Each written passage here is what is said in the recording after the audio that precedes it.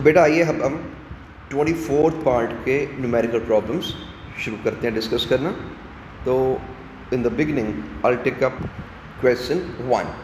बेटा इस पर कहा कि पेंडुलम है जिसका लेंथ है L और एंगुलर डिस्प्लेसमेंट थीटा होती है बॉब की। तो इक्विलिब्रियम पोजीशन यानी मीन पोजीशन से गुजरते समय उसकी स्पीड बताओ कितनी है।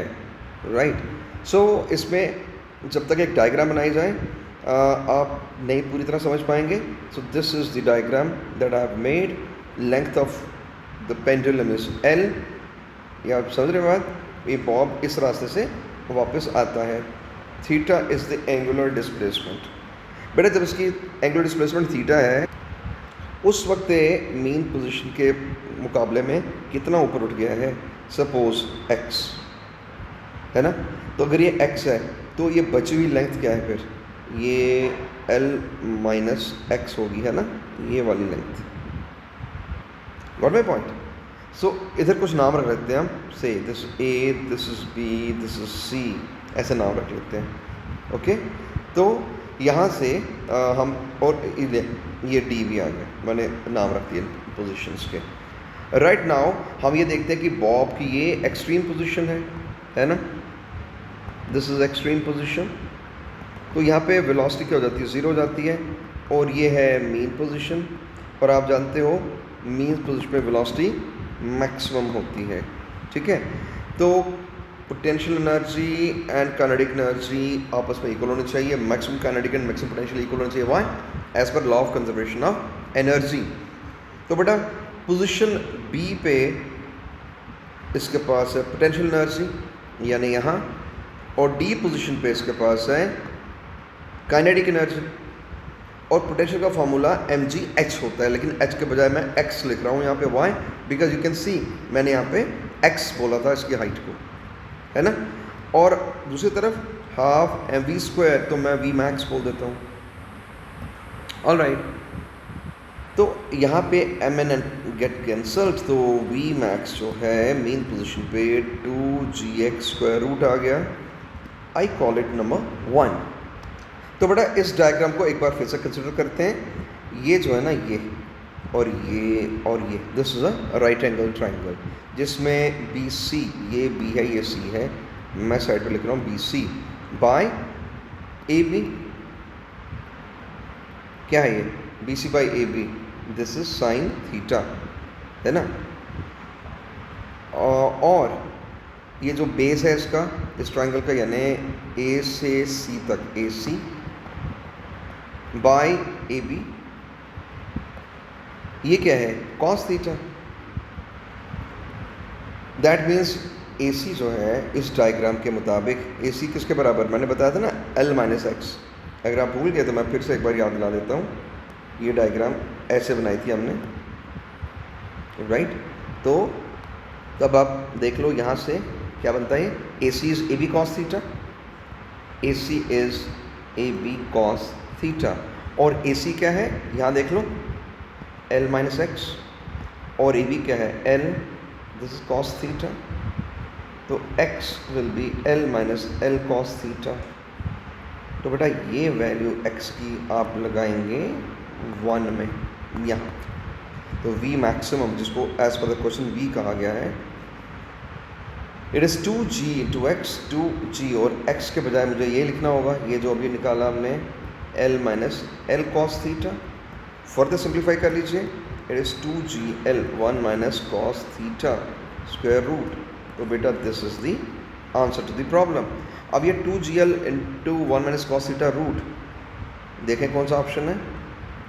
2gl 1 minus cos theta root C।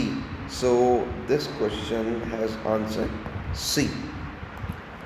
तो आइए बेटा क्वेश्चन सेकंड देखते हैं। A simple harmonic oscillator has N amplitude A and time period T।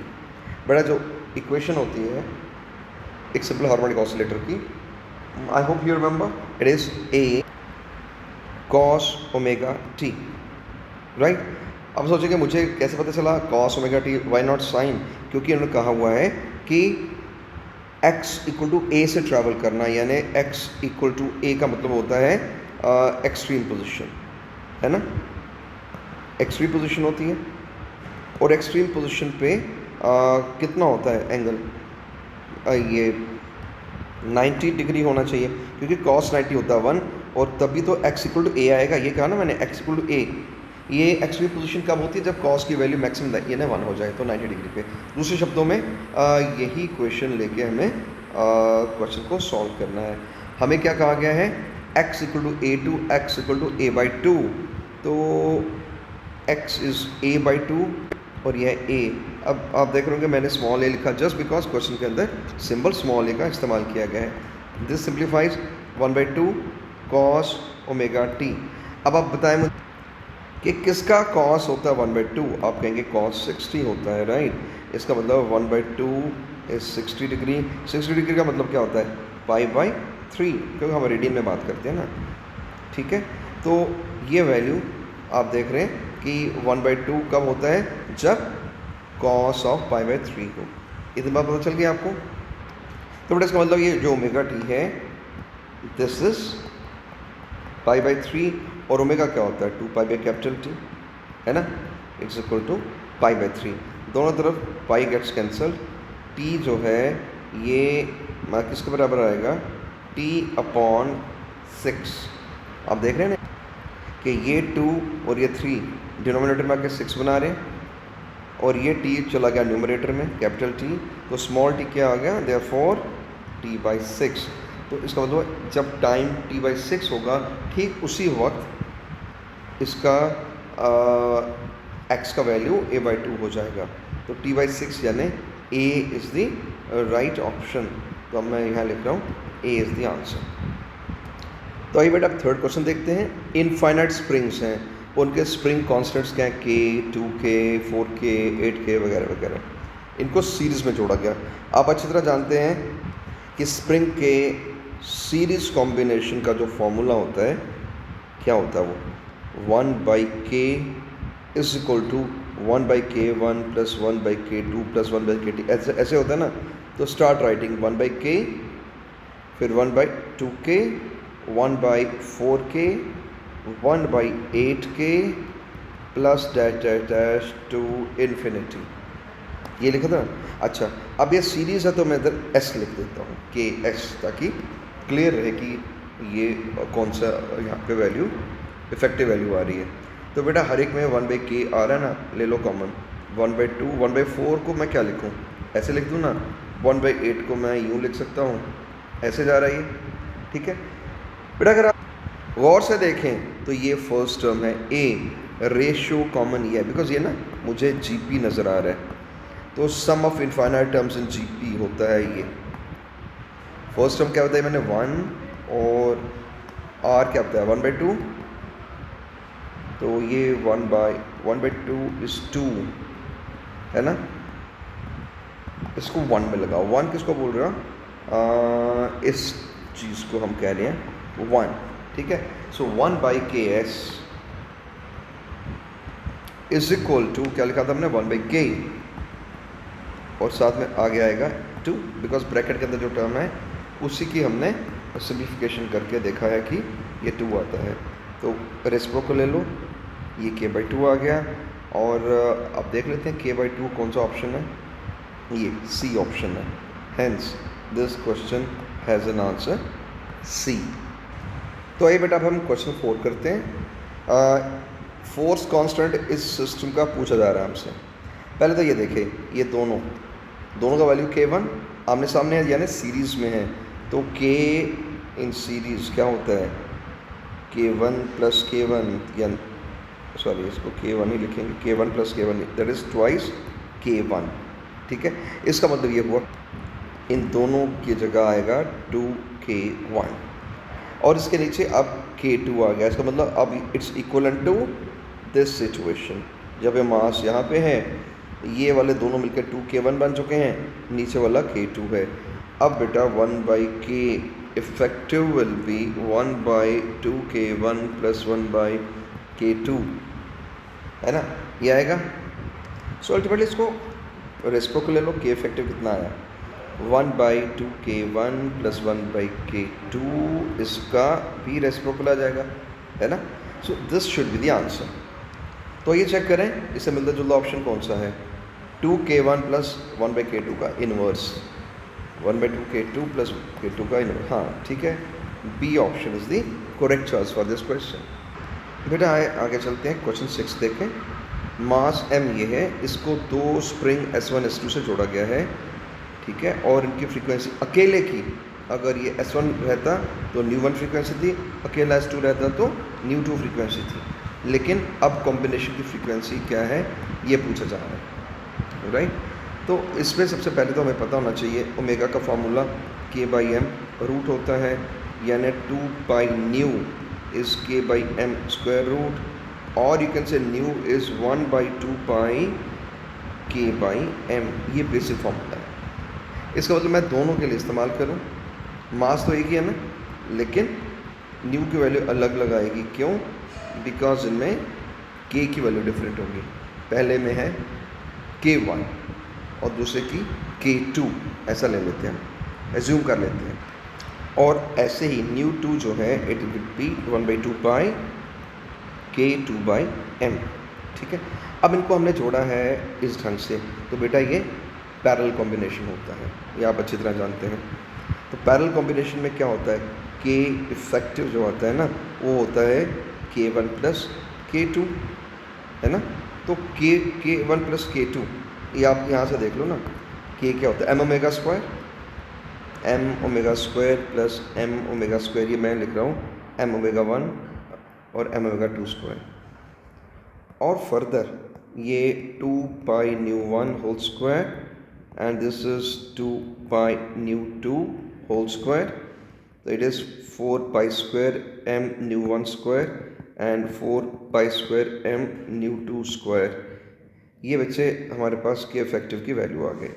Time period क्या होता है, m/k इफेक्टिव, इस तरह के ऑसिलेटर का टाइम पीरियड, तो इसलिए m और k इफेक्टिव कितना है, ये अभी देखा जो हमने 4π² m∈1 square plus 4π² m∈2 square, तो यह है t। तो फ्रीक्वेंसी क्या होगी, ले लो रेसिप्रोकल लेंगे, तो ये न्यू जो है इट बिकम्स 1/2π और साथ में लिखना है स्क्वायर रूट। तो स्क्वायर रूट क्या, ये सब कुछ न्यूमरेटर में आएगा 4π² m∈1 स्क्वायर, और दूसरे ऐसे लिख लीजिए, है ना, वो कॉमन ले लिया ना मैंने, 4π² m डिवाइड बाई n। अब ये m कट गया, इस 4π² को ब्रैकेट के बाहर लाओ, ये 2π बनेगा, नीचे ऑलरेडी 2π है, और ब्रैकेट के अंदर है ν1 स्क्वायर ν2 स्क्वायर, तो ये भी cancel, hence nu is square root of ν1 square plus ν2 square. अब हम देखेंगे कि ये ν1 स्क्वायर प्लस ν2 स्क्वायर रूट, ये कौन सी एक्सप्रेशन है, ν1 square plus ν2 square, B option है, hence we have an answer B for this question, right. तो बेटा आइए क्वेश्चन 7 देखते हैं।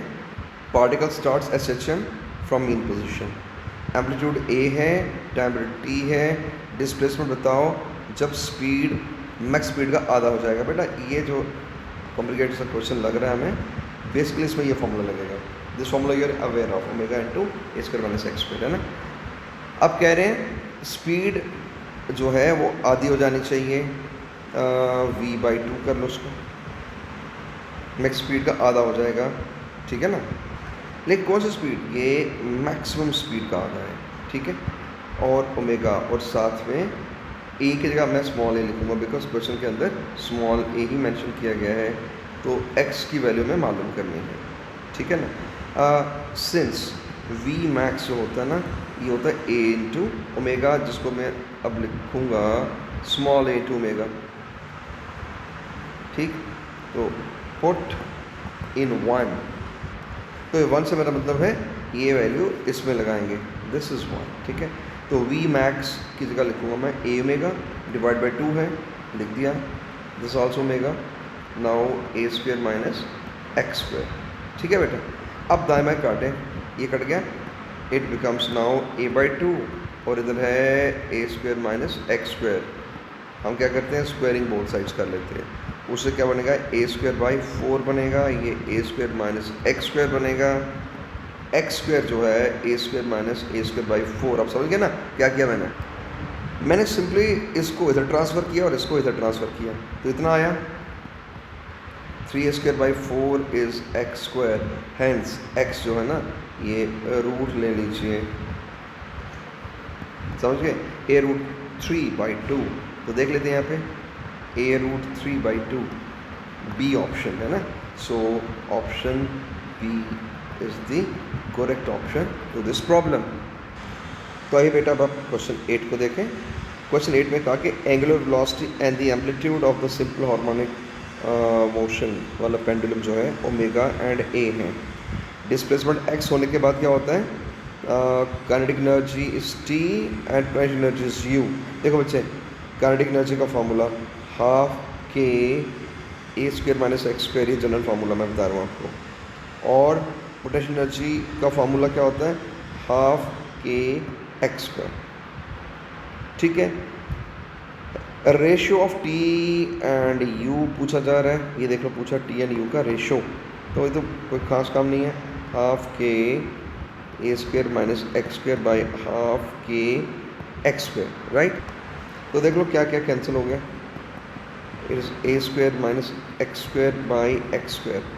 क्वेश्चन को देखें, इसमें ए की जगह स्मॉल ए लिखा है, it's okay. So A square minus X square by X square, ये ऑप्शन होना चाहिए। A square minus X square by X square, ये डी ऑप्शन, क्योंकि यहाँ पे टी और यू का रेशो पूछा है, तो काइनेटिक एनर्जी और पोटेंशियल एनर्जी।